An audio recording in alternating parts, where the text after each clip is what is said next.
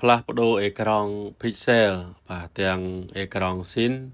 ហើយនិងអេក្រង់ Copy OLED មានរាល់ថ្ងៃហើយបងប្អូនដោយឡែកថ្ងៃនេះខ្ញុំទទួលបាន pixel ដែរបាទតែ pixel fold បាទបញ្ហាអេក្រង់បាទនេះបានយើងចេញបាទទៅតាមបណ្ដាខេត្តបញ្ហាដែលខូចអេក្រង់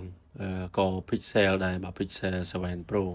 បាទឃើញថាអតិថិជនក៏ផ្លាស់ប្ដូរថ្មមួយក្របដែរបងប្អូនអតិថិជនដែលមានទំហំជី memory តូចណា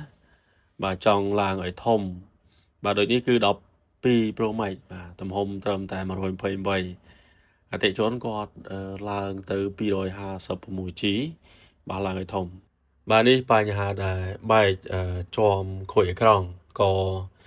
Pixel 7 Pro ដែរបាទអតិថិជនភាគច្រើនគាត់ដូរជាប្រភេទអេក្រង់ Copy OLED ណាបងប្អូនហើយតាក់ទងនឹងបញ្ហាម៉ាស៊ីនវិញបាទបញ្ហាទូរស័ព្ទដែលជាប់ iCloud ឃើញថាយើងទទួលបាន12 Pro Max បាទ15 Pro Max បាទហើយនឹង16 Pro Max អតិថិជនយកមកផ្លាស់ប្ដូរម៉ាស៊ីនណាបងប្អូនសុទ្ធតែស៊េរីខ្ពស់ការផ្លាស់ប្ដូរ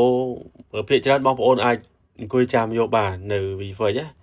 បាទយើងធានាជូនបាទរហូតដល់3ខែពេញបាទហើយបន្ទាប់ទាំងអស់នេះគឺសុទ្ធតែជាប្រភេទអវ៉ាន់ដែលអតិថិជនគាត់ដាក់ខ្ចប់ផ្ញើពីខេត្តមកមាន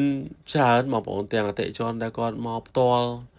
បាទអតិថិជនដែលគាត់ខ្ចប់ផ្ញើមកពីខេត្តផងបាទការងារទូទៅគឺមានចម្រុះហើយបងប្អូនអ្នកតាមដានមើលត្រួសដឹងហើយគឺសុទ្ធតែបាទស៊េរីខ្ពស់ហ្នឹងហើយភាគច្រើនខ្ញុំទទួលបាន iPhone បាទសឹងថា 80% តើហើយបាទដូចមកកញ្ចប់នេះអញ្ចឹងគឺបាទក៏ iPhone ដែរបាទធ្លាប់ឡើងស៊េរីបាទអតិថិជនយកមកឡើងទៅ17 Pro Max បាទសបកស៊េរីថ្មីបាទបន្ទាប់ទៀតនេះខ្ញុំទទួលបានរហូតដល់2ដើមបាទមាន11 Pro ហើយនឹង iPhone X បាទធ្លាប់ឡើងស៊េរីបាទបញ្ហាខូចអេក្រង់បញ្ហាខូចសំណុំសាកបាទផ្ញើមកឡើងស៊េរីម្ដងទៀតអីចឹងទៅអតិថិជនដែលស្ទើរទួច S Max បាទ iPhone 11 XR ឬក៏11 Pro Max បាទទាំងអស់នេះគឺសុទ្ធតែអាចយកមកឡើងស៊េរីបានអតិថិជនចង់ឡើង13 Pro បាទ14 Pro មានឡើងរហូតដល់17 Pro បាទ17ស៊េរីហើយមកកញ្ចប់ទៀតនេះគឺបាទ iPhone 12 Pro Max បាទហើយនឹង15 Pro Max បាទខ្ញុំ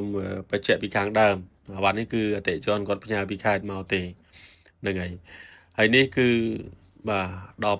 16 Pro Max បាទក៏អតិថិជនគាត់ផ្ញើពីខេត្តដែរ